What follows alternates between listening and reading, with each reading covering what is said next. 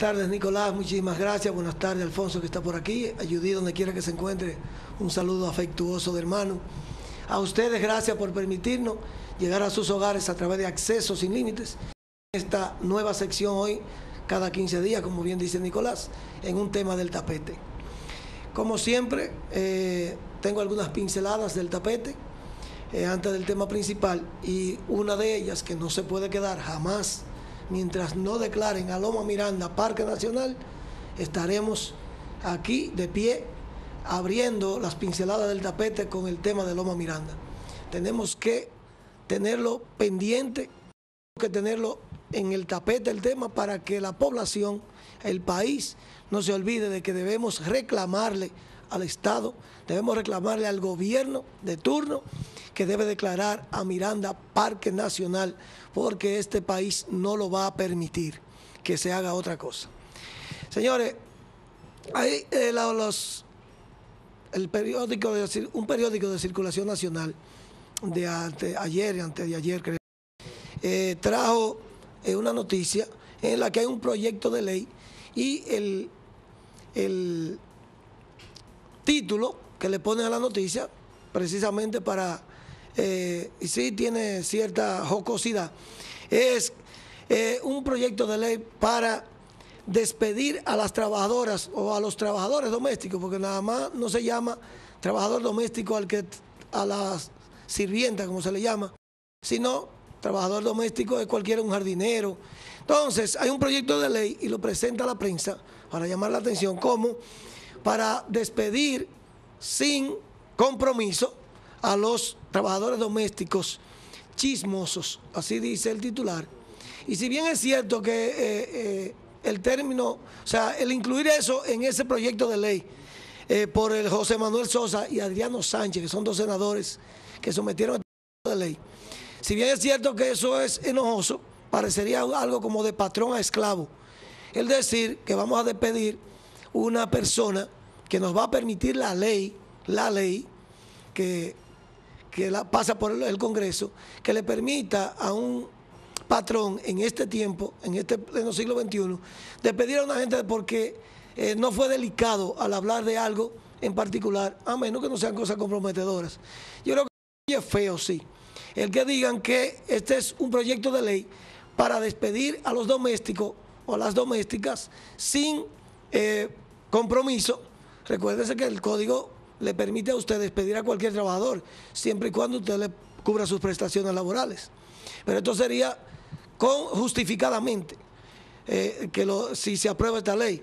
Y ese hecho lo tomo como pincelada del tapete, porque si bien es cierto que ese proyecto de ley aspira a sustituir el artículo 88 en cuanto a que modifica el artículo 88 del Código de Trabajo para decir que despide a ese trabajador porque cometió una indiscreción, y así mismo lo va a decir el proyecto, o lo dice, yo creo que eso se debe quitar de ahí. Pero quiero destacar que ese proyecto de ley también pide que la ley incluya en la seguridad social a los trabajadores domésticos, y eso sería un gran avance, y eso necesariamente tiene que venir. O sea, entonces a veces opacan las personas que tienen interés una cosa con la otra. Yo creo que ese proyecto de ley, que va a fijar un horario también de no más de 10 horas, debemos recordar que el artículo 261 del Código de Trabajo deja el horario de los domésticos, principalmente de la trabajadora doméstica de una casa, y a veces esos trabajadores, como no tienen un horario fijo por el código, que también es penoso, ya este proyecto de ley vendría a decir que por lo menos no más de 10 horas. Lo que dice el código ahora, que debe tener un descanso entre jornada y jornada de no menos de 9 horas. Entonces, es bueno destacar que ese proyecto de ley también va a tener cosas positivas, porque a veces le buscamos las cosas negativas. Y yo creo que las comisiones que se someten a ese proyecto deben de borrar eso, porque eso de decir que vamos a despedir a una gente porque fue indiscreta, a veces esas indiscreciones son de infidelidades y cosas así, y salen a la calle. Entonces yo creo que eso, ya existe la demanda, una demanda a cualquier persona usted lo puede hacer porque fue indiscreto, pero no que deba contenerse en una ley del siglo XXI. Pero sí, ese proyecto tiene sus luces y yo por eso la estoy destacando en estas pinceladas del tapete hoy. Señores, la última pincelada del tapete que nada más quiero dejar sentado, ya una vez hablamos en el tapete aquí de la crisis de Venezuela cuando comenzó el problema de Venezuela, y indudablemente esa crisis de Venezuela nos va a afectar muchísimo. Miren que ya hoy está afectando a Cuba, ya Cuba está...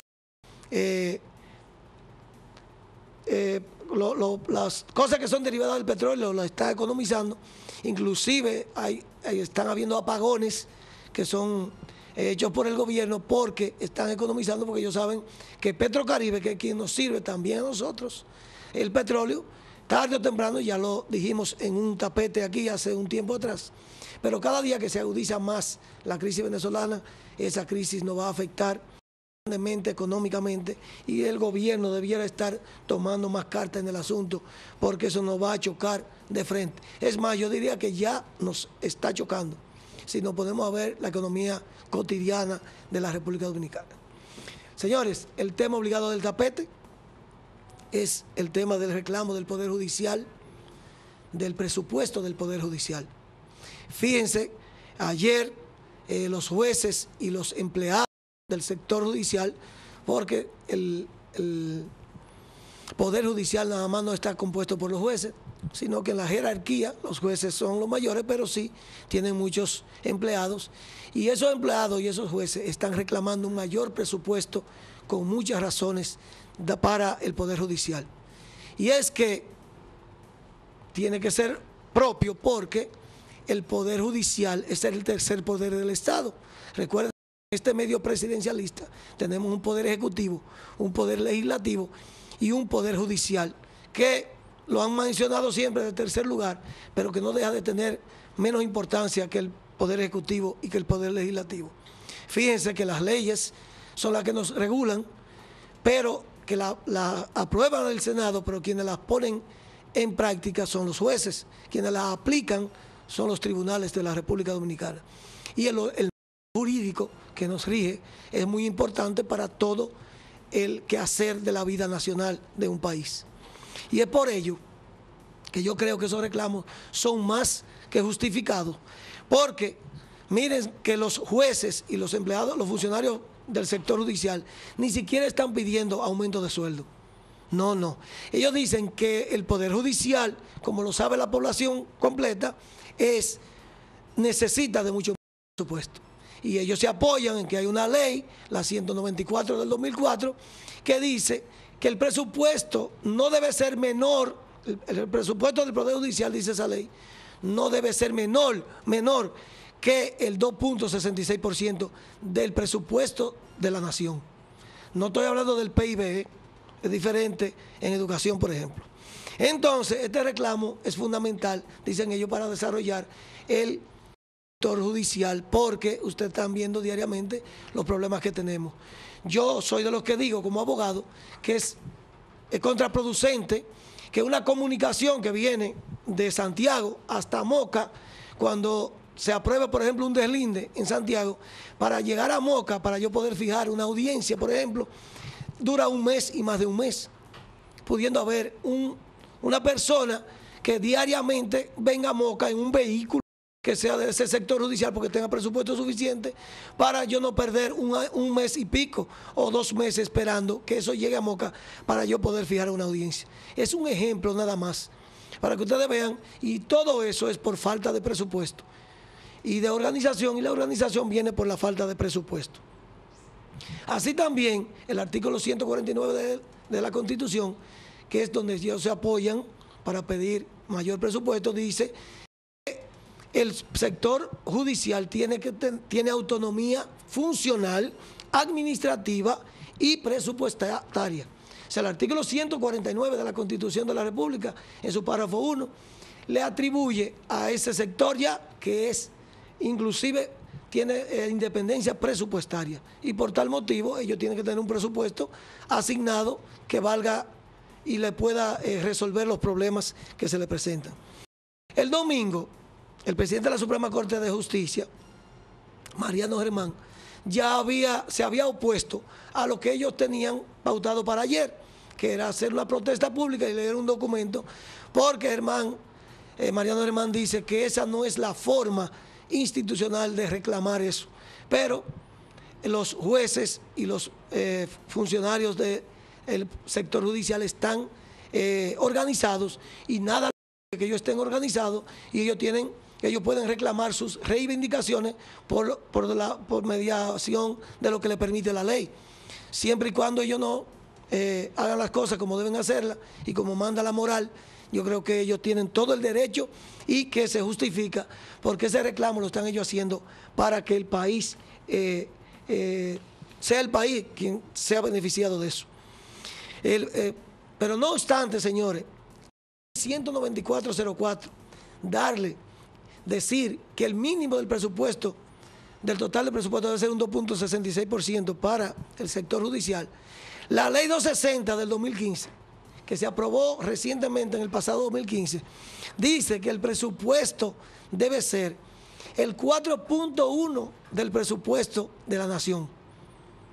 Imagínense ustedes, y ellos están reclamando solo lo que la ley anterior decía, para ir gradualmente aumentando. O sea que yo creo que el gobierno, así como el problema de los médicos hay que atenderlo en cuanto a presupuesto de salud pública, así hay que atender con tanta razón, no con más razón, no, pero con mucha razón también debe atenderse ese pedido de la judicatura y de los funcionarios que componen el sector judicial. Porque un país sin organización judicial, sin fondos necesarios para llevar a cabo lo que hay que hacer en ese sector tan importante, vamos a ir a la deriva. Fíjense, el presupuesto que se pidió para el 2016 fue de más de 10.000 millones, mientras que el presupuesto aprobado fue de apenas 5.600 millones de pesos. ¿Ustedes saben cuál es el presupuesto de la Cámara de Diputados? Casi ese mismo presupuesto, son más de 4.000 millones de pesos.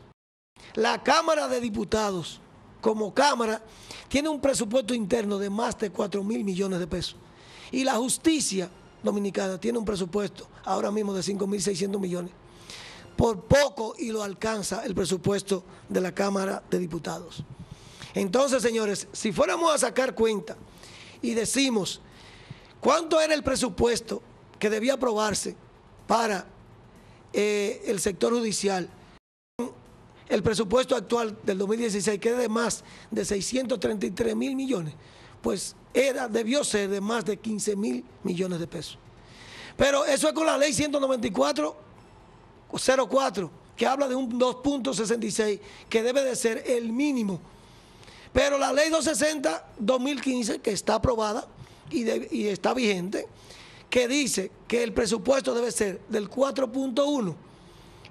Entonces, si le sacamos el 4.1 al presupuesto actual de la República Dominicana, eso da más de 25.000 millones de pesos. Si bien es cierto que esa cantidad sería muy comprometedora para el Estado Dominicano ahora mismo, pero ellos están pidiendo nada más y nada menos, qué sé yo, no sé de cuánto es el presupuesto que ellos piden ahora para el 2017, que estamos ya prestos, un día de esto, a que el presupuesto de la nación tiene que aprobarse de aquí a octubre, y entonces ellos están aprovechando esa coyuntura para ver si tenemos una mejor justicia.